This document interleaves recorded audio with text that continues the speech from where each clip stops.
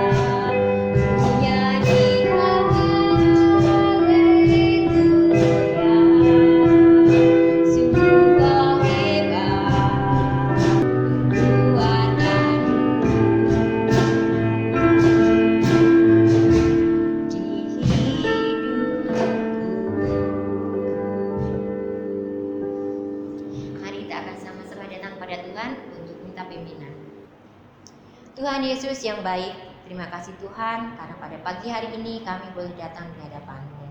Mengucap syukur Tuhan atas segala kebaikan Tuhan pada hidup kami. Tuhan, biarlah Engkau akan memberikan sukacita, Engkau akan memberikan penghiburan pada saudara kami yang mungkin saat ini sedang sakit ataupun saat ini sedang lemah. Biarlah Tuhan Engkau akan berkenan atas pujian-pujian kami pada pagi hari ini. Kami serahkan Tuhan, doa yang jauh dari kesembuhan ini hanya dalam nama Yesus kami ucap syukur dan berdoa. Terima kasih Tuhan Yesus, amin. Pada pagi hari ini kita akan bersukacita, kita akan memuji namanya, kita akan bersorak-sorai, kita akan memujikan namanya, amin, kemuliaannya. Dengarkanlah suara Nabi, semakin semua umatnya, dari seluruh penjuru, dan takut menyembahnya. Dengarkanlah suara Nabi, semakin semua umatnya, gereja Tuhan bersatu kini mengangkat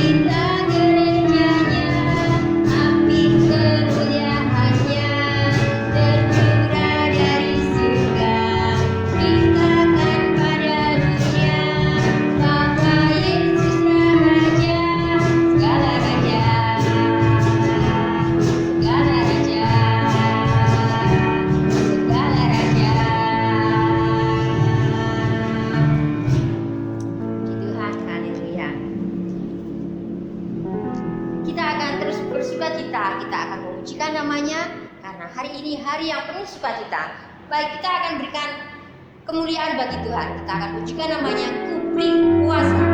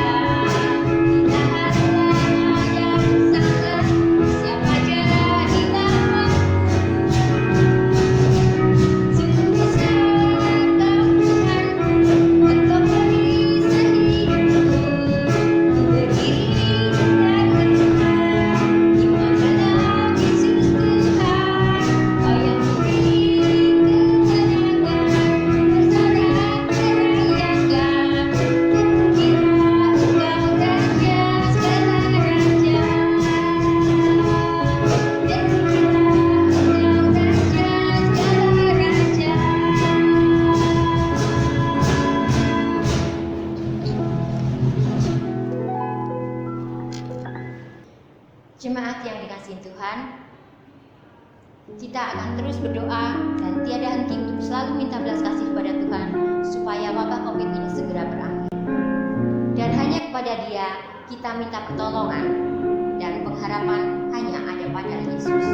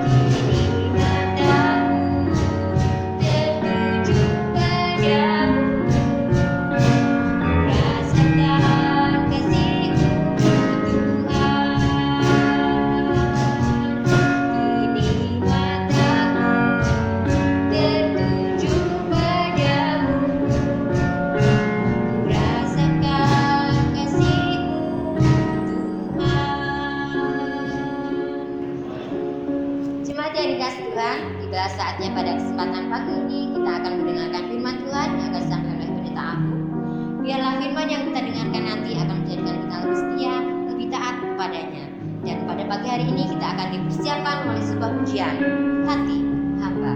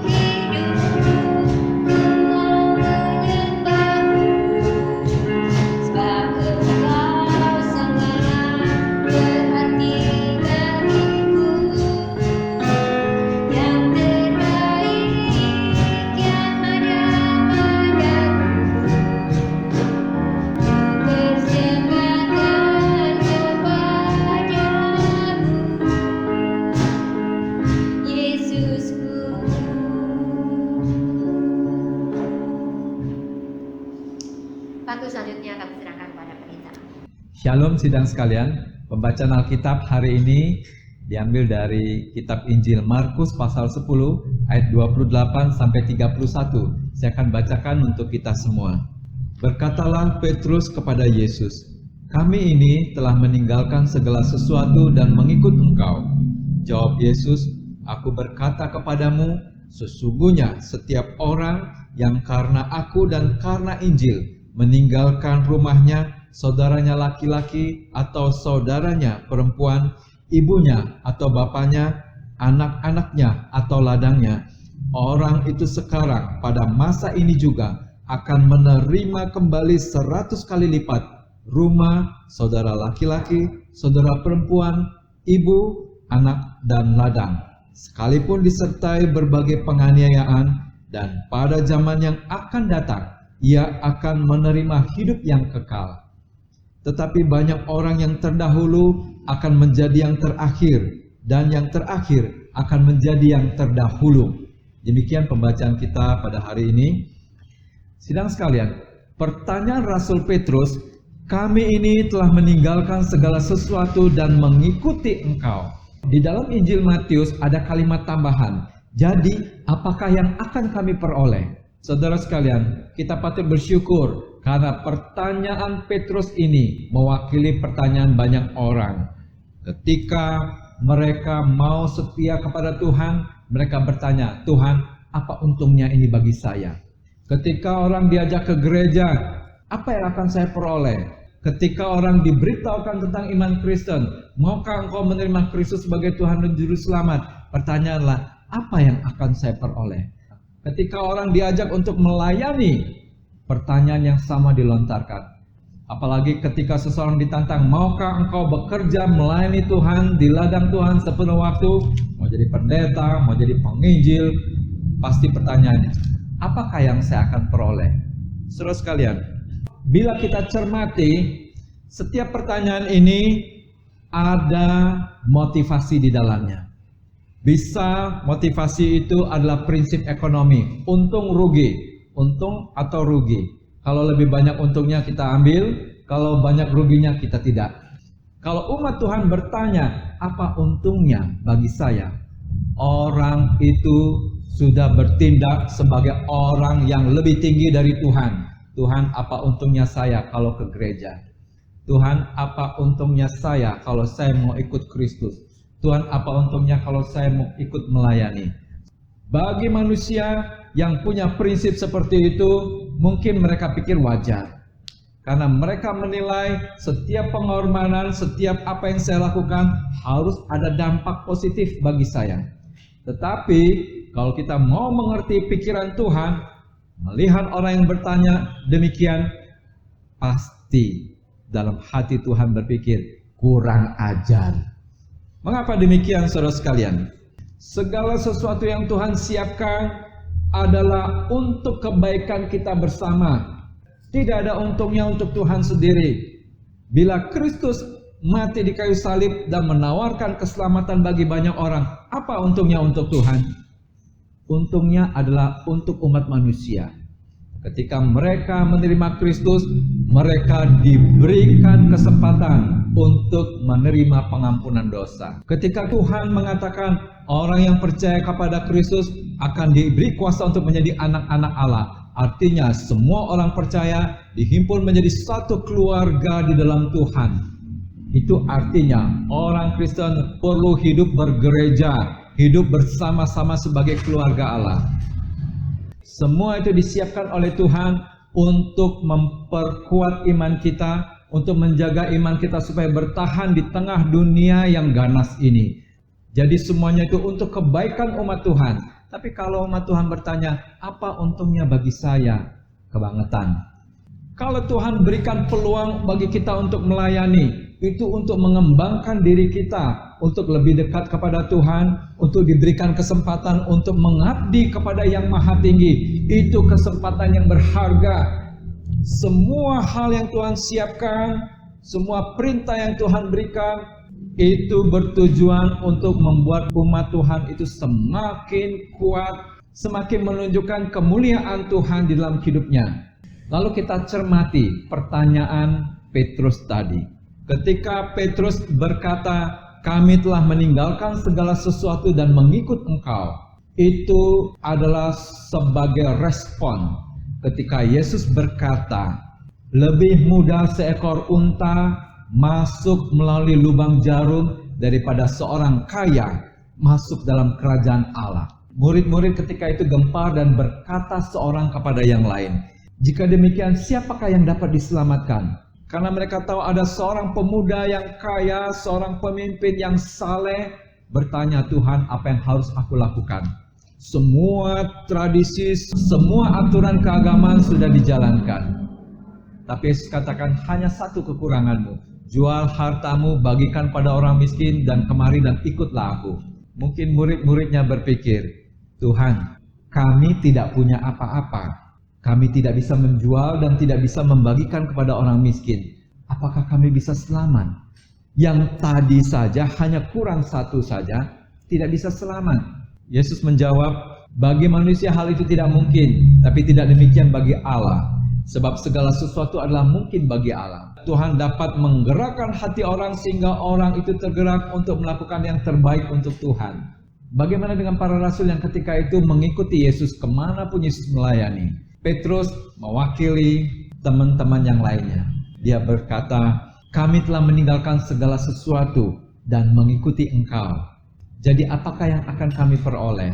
Pertanyaan Petrus tidak dimotivasi oleh prinsip ekonomi. Apa untungnya bagi saya?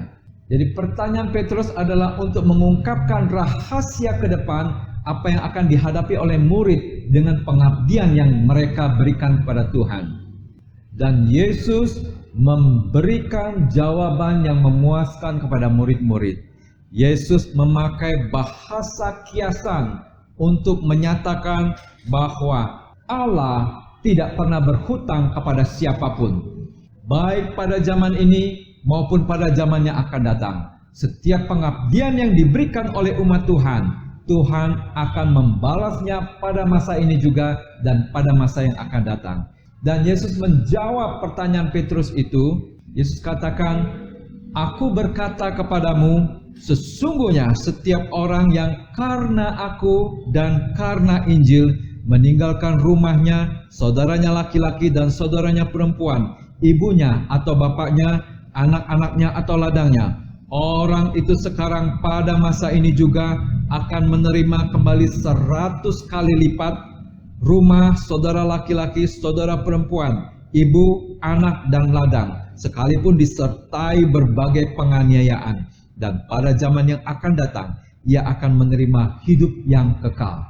Saudara sekalian, menjawab pertanyaan Petrus, Yesus memakai bahasa kiasan untuk menyatakan kebenaran bahwa Allah tidak berhutang budi kepada siapapun, baik pada zaman ini maupun pada zaman yang akan datang.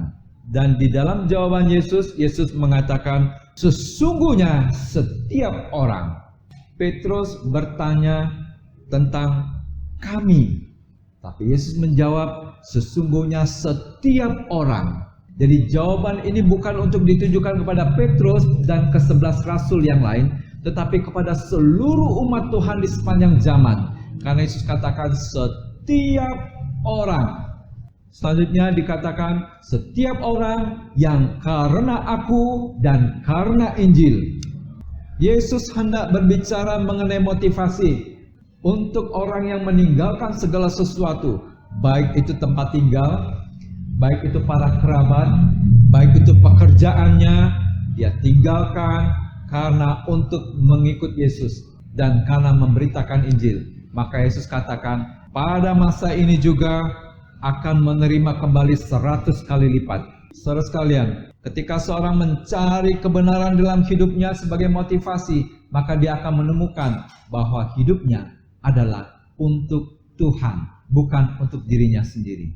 Bahwa setiap orang yang ikut ambil bagian di dalam perjuangan bersama dengan Kristus, dia pun akan memperoleh kemenangan di dalam Kristus. Memang benar, orang Kristen yang berjuang melayani, dia akan mendapatkan lebih banyak dari apa yang dia korbankan. Tapi kadang bukan dalam bentuk materi, tapi dalam bentuk hal rohani, dalam kedamaian dan berkat yang Tuhan berikan di dalam pengalaman pribadinya. Seseorang yang mengikut Tuhan Yesus, dia tidak lagi mengatakan aku berkorban, meninggalkan imanku yang lama untuk mengikut Yesus. Tapi dia akan mengatakan, aku berbahagia, aku beruntung berjumpa dengan Yesus. Semua yang lama menjadi usang. Segala sesuatu yang dulu aku imani ternyata tidak berguna. Umat Tuhan yang hidup bergereja bersama-sama di dalam keluarga Allah, bersekutu, saling menasihati, saling membangun, saling menguatkan, saling menolong, mereka akan menemukan bahwa ada sesuatu yang baru yang mereka temukan. Dulu mereka hidup untuk diri sendiri, tapi ternyata sekarang mereka hidup untuk bersama-sama dengan umat Tuhan. Dan mereka tidak bertanya lagi, apa yang bisa saya peroleh? Tapi mereka akan berpikir, apa yang bisa saya bagikan, apa yang bisa saya berikan di dalam keluarga Allah ini, supaya Tuhan boleh dimuliakan di dalam gereja. Jadi kalau kita mengajak seseorang, ayo kita ke gereja, tidak lagi dia bertanya, apa sih untungnya ke gereja? Tapi mereka mengatakan, puji Tuhan, kalau saya tidak ke gereja, rasanya saya belum berjumpa dengan keluarga sendiri. Berbeda dengan orang yang masih berpikir untung rugi. Mungkin dia berpikir gereja ini adalah tempat untuk mencari untung. Tidak jarang kalau kita bertemu dengan orang ke gereja untuk mencari pinjaman. Kalau perlu dia keliling gereja yang besar yang mana yang banyak orang kayanya, dia kenal satu sama lain, dia datang ke rumahnya pinjam uang. Tapi tidak di gereja baptis. Di gereja baptis tidak ada orang yang menghutang-hutang satu sama lain. Jadi kalau ada jemaat datang ke rumah saudara mengatakan mau berhutang, Anda boleh tolak dengan tegas. Karena di dalam gereja baptis tidak boleh ada hutang-menghutang.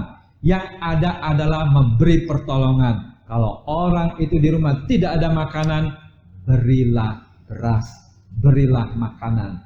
Tetapi kalau orang berhutang untuk bayar itu, bayar ini, untuk bisnis itu, bisnis ini, hati-hati. Lebih baik Anda berkata, nanti saya lapor pendeta dulu, boleh apa enggak. Mengapa saya kata demikian? Biasanya kalau orang sudah berhutang, sulit untuk membayar, besok-besok dia tidak akan nongol lagi ke gereja. Oleh karena itu, di gereja baptis kita harus menolong orang lain yang membutuhkan makanan. Jadi tidak memberikan pinjaman yang beresiko. Kita lanjutkan lagi. Ketika umat Tuhan melayani Tuhan, menyediakan waktu dan tenaga dan hartanya dalam pelayanan, mereka memberikan itu sebagai ucapan syukur kepada Tuhan yang sudah memelihara dan memberkati mereka. Jadi mereka tidak lagi bertanya, apa yang dapat saya peroleh ketika saya melayani Tuhan? Ketika Yesus menjawab, sesungguhnya setiap orang yang karena aku dan Injil meninggalkan segala sesuatu, orang itu pada masa ini juga menerima kembali 100 kali lipat. Tapi ada kalimat tambahan, sekalipun disertai berbagai penganiayaan. Kalimat ini maksudnya setiap murid Kristus yang giat dan mengabdi kepada Tuhan tidak lepas dari orang-orang dunia yang membenci murid-murid Kristus. Tidak akan lepas dari orang-orang yang tidak menyukai Tuhan dan juga menganiaya orang-orang Kristen. Penganiayaan itu bisa berasal dari orang luar, bisa dari keluarga sendiri, bisa saudara sendiri, orang tua sendiri. Oleh karena itu, karena Kristus meninggalkan semuanya, dia akan mendapatkan 100 kali lipat. Di mana dia mendapatkannya itu? Yaitu di dalam lingkungan gereja. Ketika seorang meninggalkan iman dan ditentang oleh keluarganya dan banyak orang, dia meninggalkan komunitasnya yang lama yang membencinya, dia masuk dalam komunitas baru keluarga Allah, di mana komunitas keluarga ini jumlahnya lebih banyak. Bahkan kemanapun dia pergi, ketika dia berjumpa ke gereja, di situ dia menemukan keluarga Allah. Kemanapun kota yang dia tuju, dia menemukan ada banyak gereja, ada banyak jemaat. Disitulah keluarga-keluarga Allah yang dia miliki semakin luas dan semakin banyak. Sehingga kemanapun orang Kristen pergi, dia bisa menjumpai ada banyak keluarga-keluarga Allah yang siap untuk menolong ketika kita mengalami kesulitan. Dan untuk setiap orang yang mengikuti Yesus pada masa yang akan datang, dia akan mempunyai hidup yang kekal. Dan hidup yang kekal ini bukanlah upah karena dia meninggalkan segala sesuatu, tapi hidup kekal yang diberikan Tuhan adalah pemberian Tuhan karena mereka mengikut Yesus, karena mereka beriman kepada Tuhan Yesus Kristus. Saudara sekalian, setelah Yesus menjawab pertanyaan Petrus, Yesus juga memberikan peringatan. Yesus katakan, tetapi banyak orang yang terdahulu akan menjadi yang terakhir, dan yang terakhir akan menjadi yang terdahulu. Perkataan ini untuk menyadarkan murid-muridnya. Mungkin murid-muridnya merasa, Tuhan, kami orang yang hebat, kami sudah meninggalkan semua. Mungkin nanti ketika akhir zaman tiba, maka ke-12 murid itu akan menjadi orang-orang yang kedudukannya paling tinggi di surga. Tapi Yesus mengingatkan mereka, banyak orang yang terdahulu akan menjadi yang terakhir. Maksudnya adalah ketika Tuhan membuat perhitungan, Tuhan bukan melihat apa yang dilihat oleh manusia, tetapi Tuhan melihat hati. Oleh karena itu berhati-hatilah ketika kita bertanya, Tuhan, kami telah melakukan ini itu, bagaimana dengan kami? Apa yang kami akan peroleh? Ketika Tuhan membuat perhitungan, Dia akan melihat siapa yang tekun dengan firman Tuhan. Siapa di antara kita yang setia untuk memuji dan menyembah Tuhan. Siapa di antara kita yang setia untuk menjaga kekudusan hidupnya. Siapa di antara kita yang setia menjaga hidup kita sehingga menjadi kesaksian yang baik di depan banyak orang. Siapa di antara kita yang setia mendukung pekerjaan Tuhan. Siapa di antara kita yang setia memberikan persembahan dan persepuluhan untuk menopang karya Tuhan di bumi ini. Saudara sekalian, ketika kita dihadapkan dengan banyak pertanyaan itu, mungkin kita berkata, oh Tuhan, saya bukan orang yang terdahulu. Saya orang yang paling bawah. Saya orang yang tidak punya apa. Saya tidak melakukan banyak hal. Ketika Anda berpikir demikian dan Anda bersedia, siap memberikan dan mengabdikan hidup Anda untuk Tuhan, maka Tuhan tidak melihat besarnya. Tuhan tidak melihat hebatnya, hebohnya apa yang kita lakukan, tapi Tuhan melihat ketulusan hati kita. Sehingga Yesus pernah berkata, seorang janda yang mempersembahkan 2 peser duit, Yesus katakan, di antara orang yang banyak memberi ini, janda ini memberikan lebih banyak, karena dia memberikan dari segala nafkah yang dia punya. Saudara sekalian, jadi jawaban atas pertanyaan, apa yang dapat saya peroleh ketika saya mengabdi, melayani, dan memberikan hidup kita kepada Tuhan? Jawabnya adalah, baik sekali perbuatanmu, hai hambaku yang baik dan setia. Masuklah dalam kebahagiaan Tuhanmu. Sidang sekalian, untuk mengikuti Yesus dan hidup di dalam jalan yang Tuhan sudah tuntun bagi kita tidak mudah, karena memerlukan banyak pengorbanan. Tetapi setiap pengorbanan yang kita berikan, Tuhan tidak akan pernah berhutang. Dia tetap akan memberikan berkat kepada kita semua. Demikian firman Tuhan, kiranya menjadi berkat bagi kita semua. Amin. Baik, sidang yang dikasih Tuhan, mari kita menaikkan pujian, menyenangkan-Mu.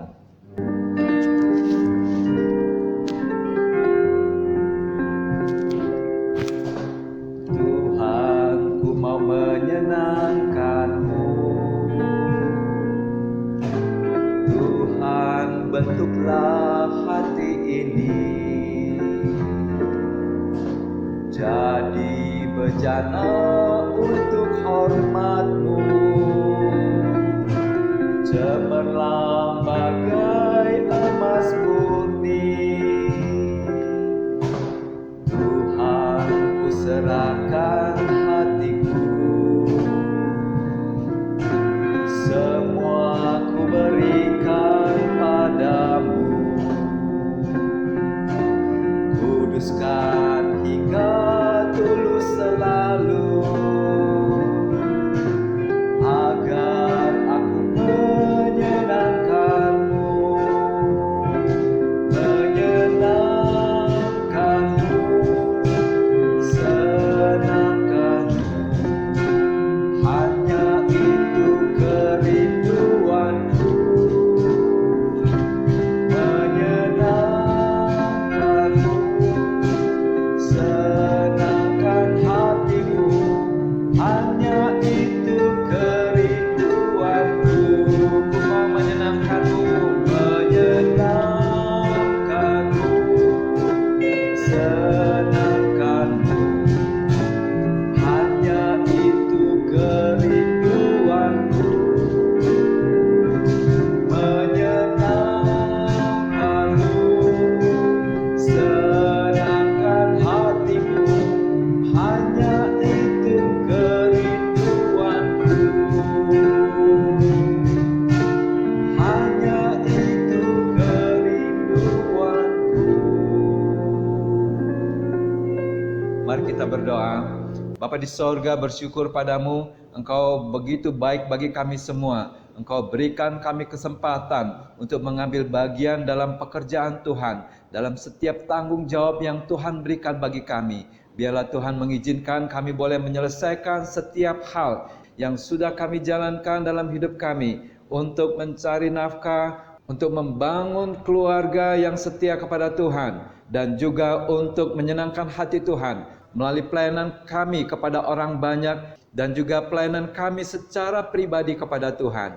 Terima kasih Bapa, inilah hidup kami. Biarlah berkat Tuhan selalu tercurah bagi kami, dan Tuhan memimpin kami sehingga semakin banyak kesempatan bagi kami untuk boleh menyenangkan hati Tuhan di dalam aktivitas dan juga di dalam karya kami, dalam hidup kami ini.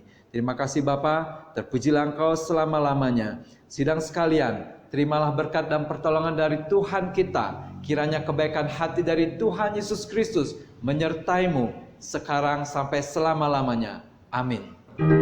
Terima kasih Yesusku, terima kasih Yesusku. Puji syukur hanya bagi Tuhanku. Terima kasih Yesusku, terima kasih Yesusku. Puji syukur hanya bagi Tuhanku.